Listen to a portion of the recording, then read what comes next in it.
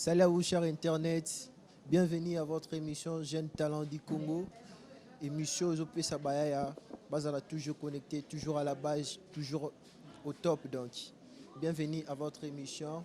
Et si tu as besoin d'être connecté à votre émission Jeunes Talents, sur la chaîne YouTube 000 Mon News TV. Vous allez toujours connecté et abonnez-vous massivement à notre chaîne YouTube. Salut à toi les boss, Ouzé Malanda, les DG, les big boss, Ouzé Malanda. Et merci à toi Jerry Mwana Poutou, Charles Leroy. Merci à toi Ludovic Tomo et Maman Vanessa Lema. Et un grand merci à toi Kings, Momo de BXL. Un grand merci à toi. Bienvenue à votre émission. Aujourd'hui, nous avons recevoir notre invité et bonjour Molotov. Oui, bonjour le grand journaliste Kev. Comment tu vas Molotov? Ouais, je vais bien par la grâce de Dieu, donc tout est ok vraiment. Alors comment se passe la musique? Musique les autres passé nous autres termes sa carrière nous va ebisinga Molotov au limo na circulation au canara les sous tes années Molotov.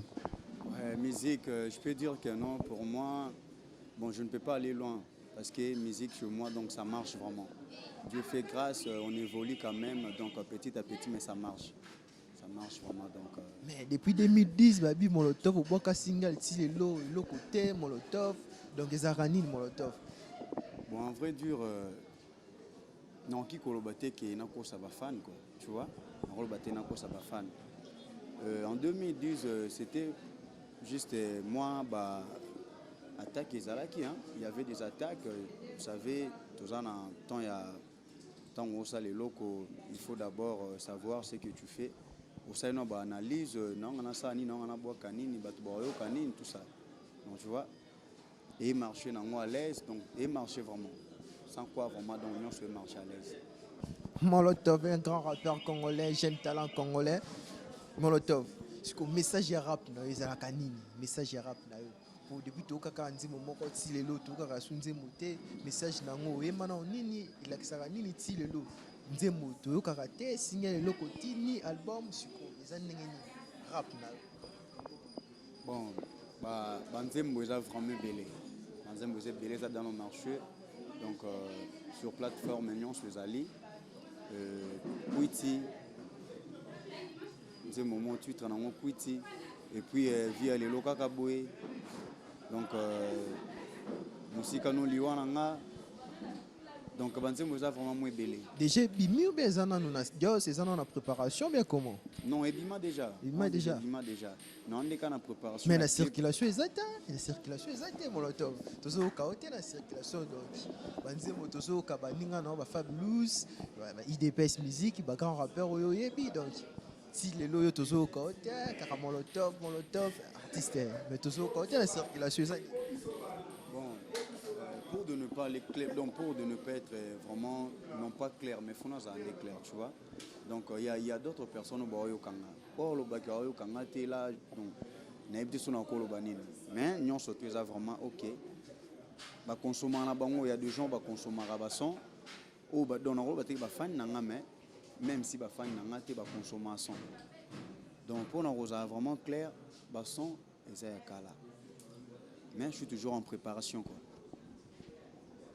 Alors qu'est-ce qui t'a poussé de faire la musique? Et l'onitinao au ça la musique. Là les cas la muki ka moment bete le fona ko ma rappeur, te le fona za musicien ou bien ndengeni. L'onitinao comme musicien comme rappeur congolais, l'onitinao. Bon, et logo na rolo baketi nanga ya poussanga comme rappeur. Premièrement ça non don. Donc j'avais compris qu'il y a non tes gens don. Il faut qu'il y ait un valorisant vraiment. Il faut qu'il y ait un bimisant pour qu'il y ait un avantage. Si je me laisse, je pense qu'il y a un reconnaître un athée. C'est pourquoi je me suis poussé à qu'il y ait un parce que j'avais senti, quand j'étais petit, je sentais des fois, là-bas, gêne, tout ça, des arats au marché. Donc on chantait dans la rue, hein, la auto, ça, canabani, mais tout ça. Moi j'avais compris qu'il y a un don. Alors il faut qu'il y ait un valorisant, il faut qu'il y ait un paix sans sens quoi. Donc c'était ça. D'accord, bienvenue chers téléspectateurs, qui Molotov le beza qui donne un te poussa qui est donc ils ont donné un pesi katinae, ne salika za lelo artiste et rappeur congolais. Donc qui le pourquoi nous surtout à lobby Et merci à toi, merci à toi, merci à toi, Sami Fwanda de Londres. Il y a maman Gisèle, merci à toi. Et Molotov. Baby Sanga va rappeur congolais va sambela. Est-ce que Molotov il va sambela? Ouais, pourquoi pas. Pourquoi pas. Il y a solo.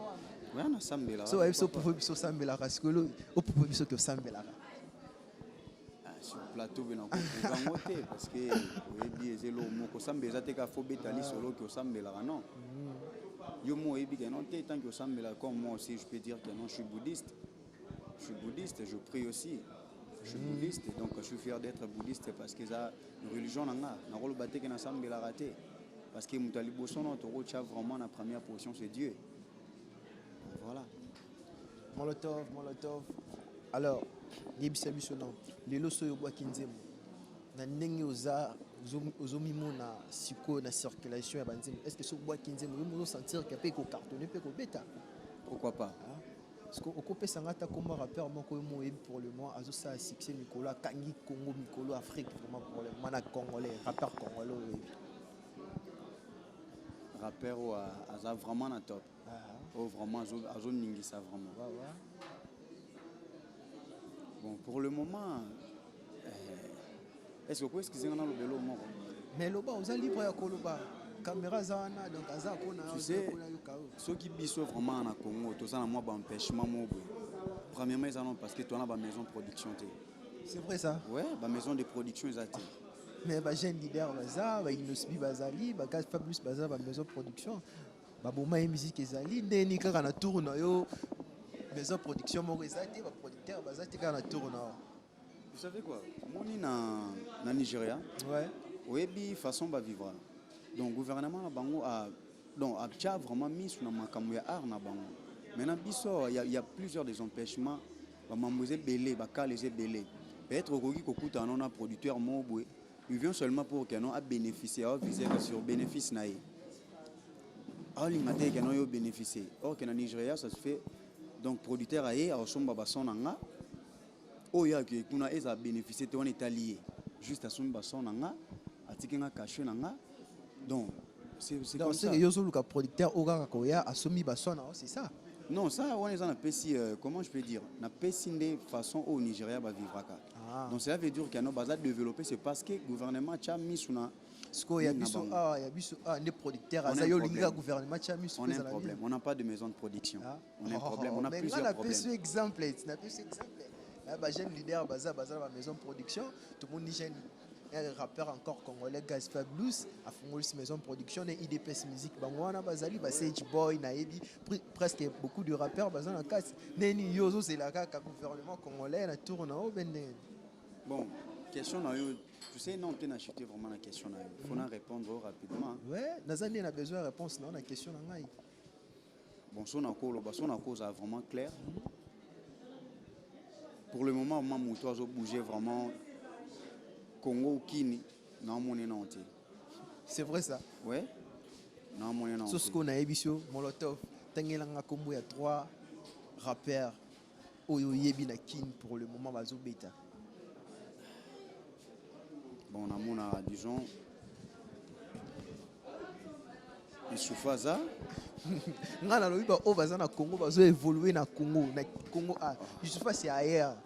Youssoufa c'est un rappeur ailleurs. Aza congolais, ouais, c'est notre frère, mais Aza na poto, Asala tout na poto. Mais ngana ebsio, c'était le nom des rappeurs au bazo Salabus na Congo, na Afrique, au bazala kana Congo ba vivre kana Kin. On a vraiment ça. Je me rappelle encore notre frère Morobo. Bon, c'est Gaz Fablus. Gaz Fablus. Merci à vous, chers internautes, chers téléspectateurs. Bienvenue dans votre émission. J'ai du Congo. Nous voyons qui donc qui. On a tout mis Molotov. Attends, on va rapper. Donc, comme donc, il y a ces Américains qui ont Gaz Fablus. Mais comment ça peut être comme un bon côté? Oui, il a dit cause à Naï. Bon, innocent. Innocent, c'est. Ouais, innocent et troisième aussi. Bon, Gaz Mawete. Alors, quatrième, c'est qui encore?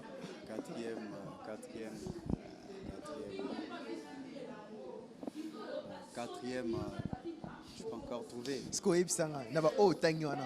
So ba lobi o se poser na 4 wana. Yo moko o tient na 4e position. Na cause à peu premier. Cause à peu premier. Ouais. Merci, chers téléspectateurs. Nous avons qui Molotov à lobby donc dans la liste des rappeurs congolais Azam leader. Donc il y a des leaders, donc il y a des premiers donc pour qui pour la question pour la mituna yaza pour la biano ngai donc à lobby il y a des leaders des rappeurs congolais. Depuis que vous êtes belé vous a branché dans votre émission Jeune Talent du Congo. Vous avez une émission, vous êtes belé, vous qui déjà leader à rappeur congolais, donc il y a déjà le qui est leader à rappeur congolais. Molotov leader. Donc il est premier. Dans le rappeur tout est premier. Qu'est-ce qui m'empêche? T'es là dans le donc il faut sentir talent là aussi. Talent nous t'es ça Ouais. Molotov le premier leader. C'est bien Molotov de leader, Molotov leader. Merci à toi Tizo de Paris, un grand merci à toi. Merci à toi encore le boss Oussein Malanda. Merci à toi mon ami le bras droit, Ney 2.0, un grand merci à toi Olivier Kaleta, un grand frère du Caire, un grand merci à toi. Merci à chers téléspectateurs, nous sommes à notre émission Jeune Talent du Congo et Kobo Santé. Ou l'émission dans la chaîne YouTube 000 Mon News TV. Donc, abonnez massivement à notre chaîne YouTube. Maintenant, Molotov, qu'est-ce que tu prépares pour les fans, pour le peuple congolais, nous nous préparé pour la Bon, pour les fans, donc je suis toujours en studio. Il y a plusieurs trucs où ils ont vraiment studio, nous avons pour ça vraiment à satisfaire bango quoi. Donc je ne peux pas que non mitika ba fan nanga baza peka bungana mitika nanga bon lo kwani tilo ko ezati. Mais ba fan ba les mikozi la Molotov. Depuis 2010 style lo. Studio ngo za signal mais toujours kabanzi monter ba fan donc baza toujours en attente bien. Tozila ra timo kolondi. Bon. Na juin sortie officielle il y a son alliés, titre aux aranons dépressés maman, et puis Bossanon les passé, et puis encore Mboka na passe, mais Baluka va passer ça, Baluka va teka disons mot de passe, donc Mboka na passe, Baluka na passe, Baluka va teka biso mot de passe, donc Mboka na passe, mais Baluka va teka mot de passe. Ça veut dire quoi? Donc par là, ils ont moro boué na comment qu'on se passe que na santa qui moi ma bémou beza vraiment na mboka. Il y a vraiment conseil pour na bana mayo bazaka vraiment pressé, bana mayo bazaka vraiment à deux fois anene lo mona mutu ana maele mona mutu mais akoko bisango te parce que au banga mboka. Au banga te bako kanganga boy tout ça. Parce que Molotov, au salé la biche à moi et le comment bêter à tout sentir que Molotov il est là dans notre plateau. Moi, le comment bomber la public na yo, on va connecter, bazola na la chaîne YouTube 001 Mon News TV donc et le on est préparé pour la bango, on va s'occuper ça bango l'émission à l'élo. Comme Arcapella. Ouais, Arcapella, c'est l'émission Arcapella mon botoyo kaka Molotov azaki na plateau na biso. Jeune Talent du Congo lelo. C'est possible que ça la manango non qui n'ont ça la mais ouais de ce tout ce qui est pas na donc tout kaka Mboka na ba pasi bazoluka bateka mot de passe Mboka na ba pasi bazoluka bateka mot de passe c'est pas comme ça que ça se passe oh Mboka nino yo non c'est pas comme ça que ça se passe oh Mboka nino yo non bakomisa politique ilisano bakomisa politique commerce bango na ba pasi biso na bisengo bana na bango na bekola cher biso bavina biso moins cher toujours kende wapi to komi pe wapi pasi na ba pasi donc vous savez c'est vraiment ça tu voulais. Merci à toi Molotov. Ousukoka Arcapella donc Arcapella au Molotov a sali mokana ba passe donc bangi ba teka mot de passe donc a expliqué biso donc c'est le comment o yemoko c'est une conception na sali pour na mokana biso donc artiste azel mutumo ba bolaka o ya boulé o ya penser à ça analyse na eza o etindie aimba et merci à toi Dodebea motema ya Samuel de Jésus. Donc merci à toi, un grand merci à toi. Notre boss, mon boss, cousine Malanda, un grand merci à toi. Aujourd'hui, il y a Maki, notre invité, jeune talent congolais, Molotov leader. Nous sommes là avec Molotov leader et Molotov leader. Maintenant, le projet va projet dans les années. Ça va projet dans les années. Ouais, bah projet m'a embauché vraiment belé. Dans le mois de juin, dans un sortie officielle les alliés. Il y a deux sons fait dans le mois de juin. Aux aranon dépressé maman et puis il y a beau son dans les passés. Donc est-ce single ou bien album? C'est pas single. Album. Donc, des singles. Donc non t'es vraiment na commis vraiment prêt parce que disons quand on a expliqué on n'a pas vraiment de maison de production. C'est ce qui nous empêche vraiment. On peut avoir plusieurs chansons, mais ce qui nous empêche c'est la production. On n'a pas de production, on a des producteurs, mais on n'a pas encore de maison de production. C'est ce qui nous empêche vraiment. Il y a quelqu'un qui est peut-être. Narobi Misapata 500 en balamoko. Narobi Misapata, donc, single, donc, il en a ni vraiment des. Donc, moi, je m'empêche, mais ça parce que la maison de production est athée. Donc, on a des biso, on a des biso, tout ça. Donc, je suis vraiment dans le mois de juin. Surtout officiel les alliés. Tenga ba epsanga Molotov so boa ko bimisa nzembo po impère eza na mai donc kalate mutumo bazoya c'est veut dire que bana poto bino mo bomoni ba talent o eza na Congo donc ba talent eza belé donc production ezate ba jeune talent baza belé ba tourner belé na ki na Congo mobimba donc bino ba producteur bozo mona na te bozo kanate talent de talent yo. Un jeune rappeur congolais, donc, on a besoin d'un producteur. Maintenant, Molotov, est-ce que vous pouvez signer des titres? Moi, je peux signer la signification, mais moi, on a évité, ils ont un titre dans les années. Ou bien, des singles. Moi, bon, déjà, mais ça, Bossana les passé. Bossana les passé. Ouais, Bossana les passé. Awana Bossana les passé, ils ont. Na makambo moko vivra nango mais oyembi kaka tomoni na entourage na ezelo moko eleki non natali sipe ba jeune au bazala que non peut-être en no vivre na mutu moko be quelconque na sens bolingo ouais non et continue pas m'embêter na kati peut-être on no vivre na patron moko boy après ça qui a vraiment confiance mais on a biser confiance nous au monde on a biser confiance donc patron on a pensé à quand dans le passé on a façon yo bizaki confiance o ya pesa ki o baby saki nyonso vraiment so patron a pensé que bon OK yo o se change na déjà donc au bon wana na déjà comme je peux dire au bon wana na déjà au bon wana da muté makandi balobaga na muta bon wala muté madame c'est pourquoi on a pesi na joie qui vraiment idée au commençant wana ya boson les passé peut-être na mutu mo bo sala ma be mais ya kanga makana ma be wana na muté tandis que yo do se change na déjà. Donc, sur beaucoup de temps, peut-être que moi, ça bosse vraiment le passé, tout penser dans le présent. Donc, c'est voilà. Le gouvernement congolais, la jeune tala baza belé, et ça s'intéressera toujours dans le sport. Les musiciens puis baza, les rappeurs congolais puis baza. Surtout dans la salle constamment comme les rappeurs congolais, vous pouvez ça une chance, vous pouvez ça un peu les musiciens. Les musiciens donc on va mettre rumba surtout on va mettre rumba ndebo s'intéressera bien ouais bastipiqueur ça bastipiqueur chance fort biso ba rappeur toi vraiment na sens na Congo ouais toi na sens ba boulara que non toi vraiment ba tout mo donc tout ça ba bagage té quoi vous savez il y a plusieurs rappeurs na Congo ceux qui a baniko l'action vraiment talent na au kikolo bagano à l'équipe il y a ataba 1000 de personnes il y a stupiqueur. Donc chance ba pesa ba stupiqueur biso ba rappeur donc on n'a pas de chance donc ba sabota biso c'est comme si tout ça vraiment na ligne wana té or que tout ça fierté en mboka nous faisons seulement à la part de la fierté de notre pays donc tout ça fierté tout ça manque non ba mona manque non té mboka et mana ba talentueux maintenant Molotov ta la caméra yebisa gouvernement sikezo bien ministre écriture a o barocha sika o l'ONU a appris à se préparer pour na bino ba rappeur Bon, ngana ça vraiment clair.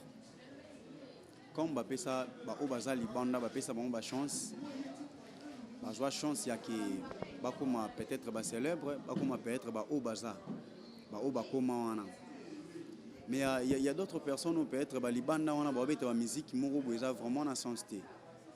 Donc biso vraiment donc ceux qui chance vraiment payer ça me sauve payer gouvernement paye ça vraiment chance, a payer ça biso chance. Donc bah vous avez vraiment satisfait. Tout ça vraiment où ils ont fierté à Mboka. Mais ce que nous demandons vraiment c'est chance kaka. Tout ça ngandé vraiment chance. Moi m'a beaucoup de soutien parce que moutouyo moi vraiment donc au côté vraiment. Donc Mboka ça vraiment et c'est ngafo moi 2 personnes 3 personnes va s'engagner et puis moi avantage moi begoya. Nga moi vraiment moi pas c'est vraiment cause à la wana donc voilà. Donc mon top sur les rap congolais autant moi c'est que pour moi que ça bien té. Ouais Mboka a bien temps. Mais ngana zo mona ba jeune artiste jeune talent rappeur congolais bazana succès banzi mona bango zo réunir donc c'est que bon que zo s'intéresser donc auto bende.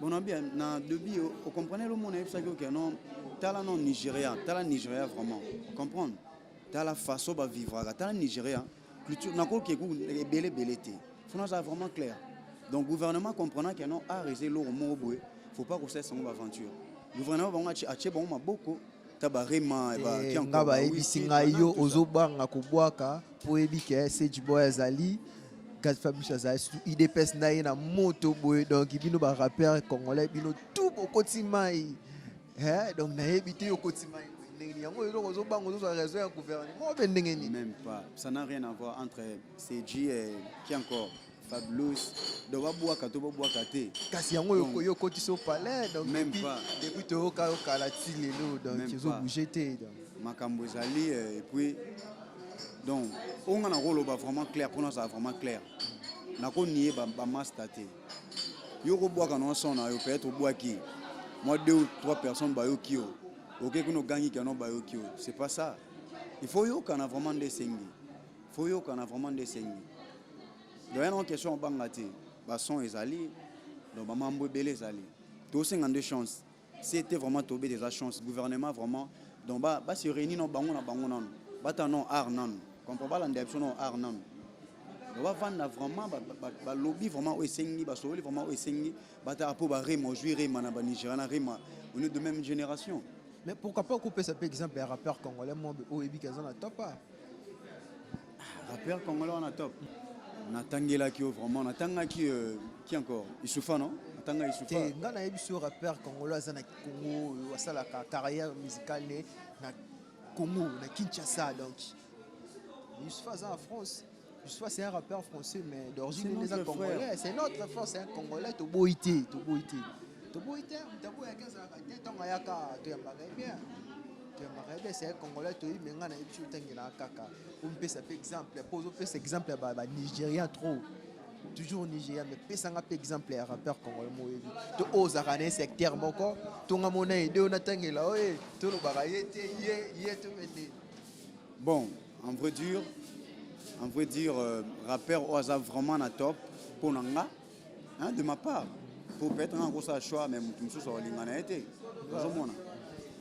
pour nanga vraiment pour le moment un père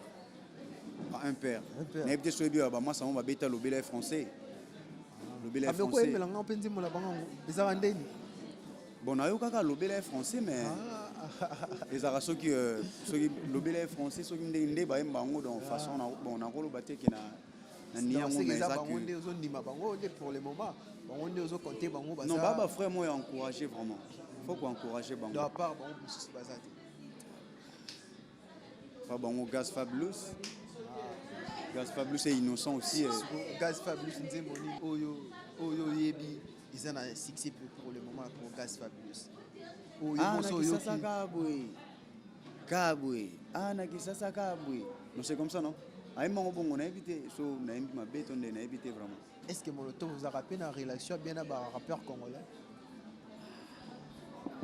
pour ba ebisinga Molotov vous a maman na rankine fort rankine surtout dans le secteur no moro donc rankina mabe est-ce que vous poser na relation bien à rappeur congolais ndeti nani oyo zala na relation bien bon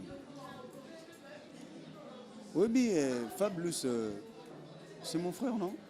On était ensemble. Ton frère, il faut le canard. Comment on a Fabulous? Est-ce que comment on a Bon, Gaz Fabulous. C'est mon frère, on travaillait ensemble. On vivait ensemble, mais sauf que les accords, chacun son tour. Tourner, ça qui moment comment qui banit tout ça, tant on est encore commis. Tant moment est commis, maman relation Sili. Non, c'est pas ça. Alors. Tout solo là, donc on s'écrit des fois dans WhatsApp, banit tout ça. Tout solo là vraiment comme il faut. Sauf que moi je suis pas ranquiné. Je suis pas ranquiné vraiment. Mais il y a d'autres personnes peut-être qui créer rancune, on a molotov, on n'a pas la Xarazanani. Là, des fois, c'est des choses qui arrivent souvent. Et comment vraiment, et comment Mutumwa au kangelo kanda sans kino ou s'approcher na tu vois. À comment on peut même payer à yote. Makangela au kanda parce que peut-être moi caractère na yo à se plaindre en côté. Il y a d'autres artistes au bazarana moi rigueur moro boy bachara vraiment peut-être simbi na on a été ma ochango kaka. Donc créer mon rancune. Donc prenons un exemple. Bon habité qui na ça qui na bazonga na conflit na bango. Prenons un exemple Gez Maouet est innocent aussi. Parce qu'il y a un conflit. Tout le monde a été bien. Tout le monde a été.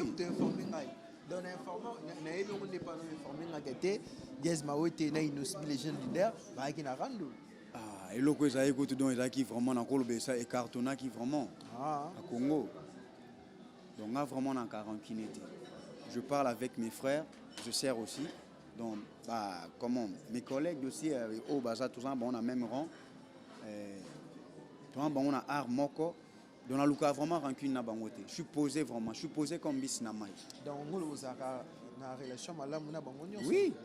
Mais na bitanga la ngata kombo mais c'est tanga komboté donc il a habité relation bien on a na munoka na kana relation bien na kana relation bien. Mais explique-vous Fabrice c'est mon pote. À l'époque, on vivait ensemble. À l'époque, mais pour le moment, vous êtes ensemble. Bon, ensemble, par rapport à peut-être tout vendre, tout des à la carte. Tout le monde les présenter, tout le monde les présents. Donc, il y a les présents. Quel genre de réaction vous en êtes à contact, pour solo la carte. Oui, tout solo la carte. Tilo tout solo la carte. Fabrice tout solo, on est à l'aise, donc cool. On dit m'écouter que non bateau peut-être na façon ya komeli. Donc peut-être à mais non, ça là, tout ça vraiment calme. Et aussi l'autre fois qui est encore innocent, je suis innocent en studio, je parlais vraiment de Sengaki. Donc c'est belé tout ça, c'est du boy aussi, tout ça là, et The Money, tout ça là, donc tout ça là vraiment. Tout ça là, on a vu ça. Bien relation à l'aise, très quito. Mais lui, il est là, Ozoluka combo. Ozoluka combo. Est-ce qu'il y a Oluka combo de connaître? Bon, il faut par là, on a invité son encore. Peut-être moi, quelques jours, mon année, peut-être au toi, pas tout. Je sais que ce sali, à ta intimate des semaines, au bout de comme on a équipé au moment où tu comme vous équipé, mais tant au coup, tu as peut-être poser des questions concernant Moutouana. Peut-être au cause de moins difficulté à répondre. Il y a un combo qui m'a ça va poser une question pour naïe. Donc combo fait qui m'a c'est ça. Pour ça je chers internautes, merci chers téléspectateurs. Nous sommes là dans notre émission Jeune Talent du Congo et monsieur Pessarabaya a toujours sentiment pour l'émission. Ozo Sarabaya va toujours branché, toujours connecté et soit toujours connecté à notre émission sur la chaîne YouTube. Suivez notre émission à la chaîne YouTube 000 MO News TV. Dans le bien 000 MO News TV. Et M. Osabaya sera toujours branché, toujours connecté. Et merci à toi, à les grands frères, à grand frère Olivier Kalita Kaninda. Un grand merci à toi. Nous sommes là dans notre plateau avec Molotov, Malobeza Mboka yo. Message ni o tiki la ba fan na yo, message ni o tiki la ba fan na Molotov. Bon, pour nos fans, vraiment, vous avez posé dans le mois de juin, donc vous aurez deux titres. Donc vous aurez des titres, vous sans le passé et aux Aranao pressé. Bon, pour être clair, on a encore 3 titres. Non, bah, si on a mois de juin, on a des fabuleux, ça se boit, Keba, on a Kotama et Pamba. Bon, Fablus a quoi canaille, bon, on a Fablus n'a pas le bâti qui est tout ça comparaison. Qui est pas moi même moi n'en besoin circulation sur circuler. La comparaison. Azopo maba aigle est à la rare. Moi n'en azopo malaba aigle qui est pour yo ordinairement. Hello monte, muna muto na ndenge na yo bangate. Hello monte. Ça vomi déjà aigle bongo yo siko. Non yo moko comprendre qu'il y a non ils a vraiment mondial yandoule. Yeso go buma ba aigle so banani wana Italie moko. Mais en mois de juin vous avez vraiment au courant et que non té dans mois de juin ma mbozali. Vous aurez 3 titres. 3 titres. Vous sont les passés na ozalarano pressé maman. Na mboka na ba passe ba oluka bate kamo de passe. C'est pourquoi on a le bébé mamboya. Donc gouvernement a occupé bisoté vraiment. A occupé moi comme ba rappeur a occupé bisoté. Biso ba rappeur moi gouvernement a occupé bisoté. Ba Rema on a Rema donc on est de même génération. Rema ba qui encore ce qui est Joe Boy. Mais tel là sur façon bon bazali. Donc ça montre que non gouvernement la bango ils a vraiment donc ba comprendre que non té art ils a vraiment le moyen aventure té. Mais biso awa des fois donc bon négliger biso bon moi biso le loin ba tout le monde donc tout existe à rendre té. Bon gars balimba stupicaire tu vois té wana ndé vraiment rumba ndé OK il y a des messages peut-être stupicaire moi repé ça na on a l'empé c'est ndenge monter peut-être. Les ndenge monter. Différence c'est quoi ça la paix makasi. Je comprends nos musique typique yo mona ko za rande. Bon, et à Ranango, eza nakoloba rumba non, rumba eza vraiment icône na biso nakoloba. Donc yango ne mera na top, ya biso vraiment eza ma donc to ebani c'est parce que rumba Congo ebani kano ba nduleman baza mingi bani à partir à rumba ba koko na biso bani tout ça. Mais sauf que no beta c'était le gouvernement da bongisa makambo. Gouvernement soit bongisi makambo, wana donc ba mambo eza vraiment à l'aise. Vu que on n'a pas de maison de production, on a des producteurs mais avantage producteurs on peut s'appuyer mon anati. Producteur il y a uniquement à viser sur bénéfice naï. Donc voyez donc il y a un peu ça bénéfice naï. En nuire na yo kutunde aye no yo muto ça ba fort kut que non vous attache sur actualité mais eux il y a en nuire ndé yo on peut so ba monnaie de change donc ba monnaie de singe disons. Donc c'est pas bon. Pas producteur donc tout ça a vraiment des tout bêta vraiment c'était na bino vraiment surtout production des vraiment la maison de production gouvernement qui la maison de production et des biso vraiment ba jeunes talents donc et des biso vieux bela ba producteur baza yo zo mona ba te unika gouvernement hein ba producteur on est nani pour na moni c'est tu bois où tu peux signer dans la maison de production à Gaz Fablus. Jeune Paul d'air où tu signé wana bazulu ka ba artiste belé ta poyo okboya okendo kuna poza rankini na batu baza wana poza rankini na faroto gaza wana za rankini na baki Farel nana rankini na eta basa crimes baza wana tozo kima bango po baza wana beneni hein pozo ta la pinch na nga eza nanu boya bango eza nanu boya même pas tout eza même pas pour ba episinga faroto ituna za likolo mabe ya siko yo monyongo ndenge ni tozo kima na po eza wana ezoluka ba jeune fort. Bon, on est ici pour de ne pas parler surtout parce que na banga on a boya rancune, na boya vraiment rancune, na boya rancune makas.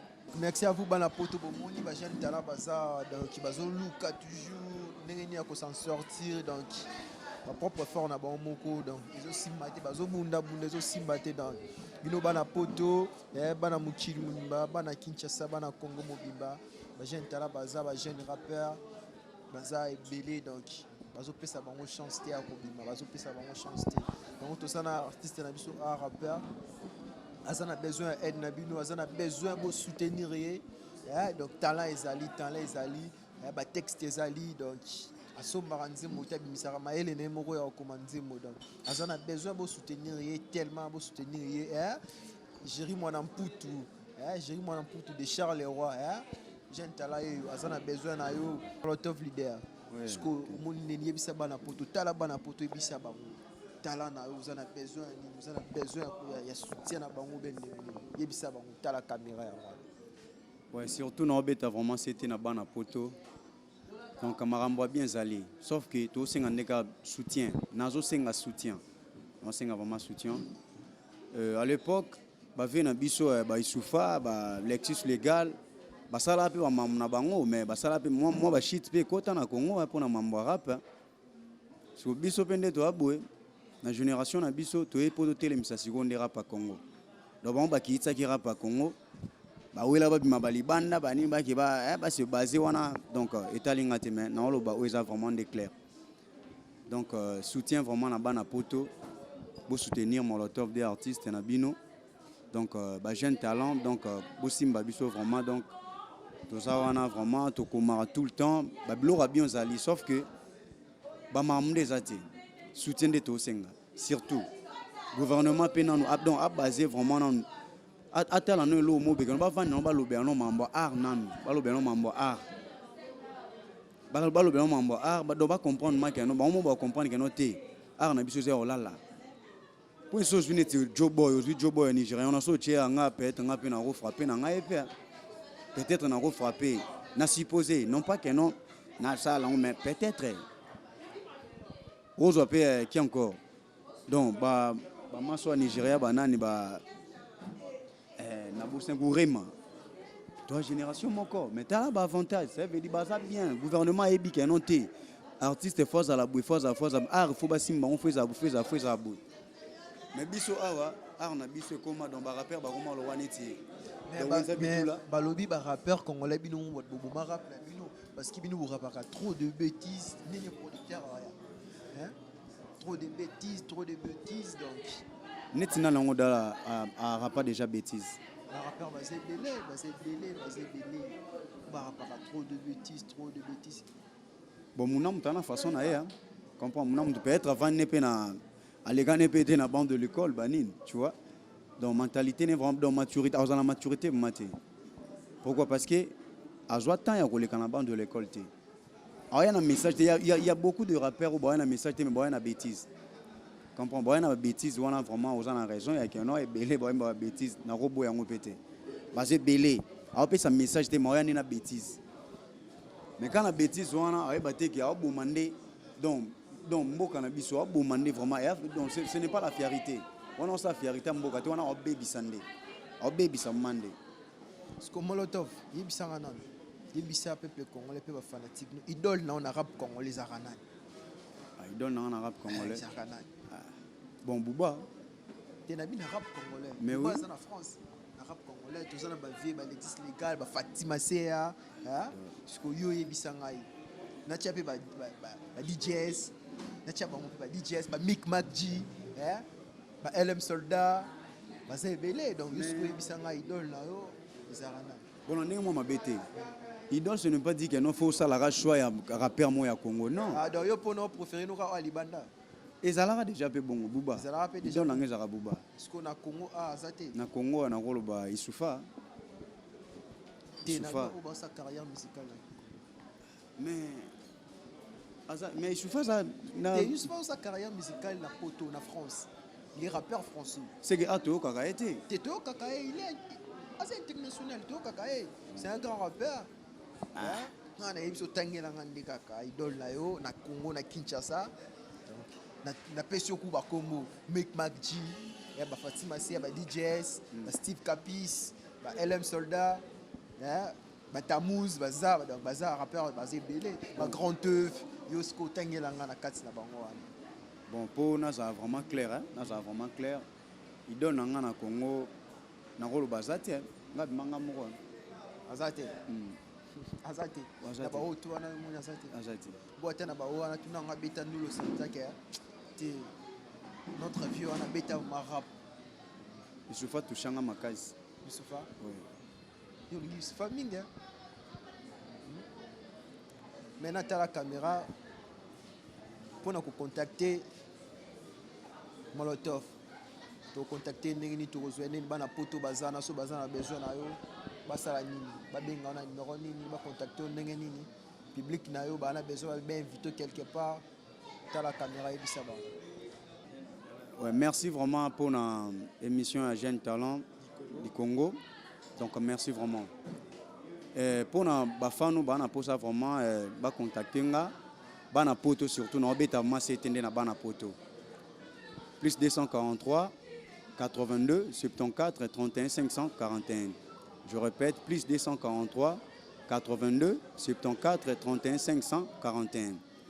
Et puis vous avez vraiment calme, vous avez calme Mambozoya. Dans le mois de juin, donc vous aurez trois titres, disons, 3 titres. Donc je vais vous satisfaire dans toutes les façons. Tout au beau pour ça. Je ferai des momies pour qu'il y ait un beau accord satisfait. Donc vous avez vraiment posé. Vous avez vraiment posé. Venez surtout à JLM Morino. Venez le vaisseau Cové social, mon vieux. Donc, non, les Landais qui soutien. Le vieux trésor et bac à mon vieux. Donc, on a vraiment des soutiens. On a la Makambo. Donc, Molotov de donc, et ça, on a bien vraiment ce qui m'a avantage. Et puis, ça m'a bino, m'a avantage. On a un pour ça. Et ça, on a bien. Et puis, on m'a tapé. Donc, rap, il y a Congo, quoi. Fait ça na mama mais fait peut-être peu beta pe ba shit parce que ba bula ba longwa do ba longwa Congo ba ke na ba libanda ba ko mo dépendre ba libanda donc biso ce qu'on est de tikala to na ba charge mo il faut donc to tombola vraiment mboka donc on est là vraiment moi ba soutien na bino et ça là bien quoi donc merci vraiment et surtout bobo ça n'a pété chaîne en apesa donc YouTube sur Real Good donc surtout bobo a vraiment posé. Donc, Mambo Zali vraiment. Ce qui est bon pour ça, bon pour ça, Mambo Belé. On télécharge à Betika Molotov 2. Donc, aujourd'hui, on sort la pièce tout au linga. Tout. La freestyle, on sort au linga et ça là.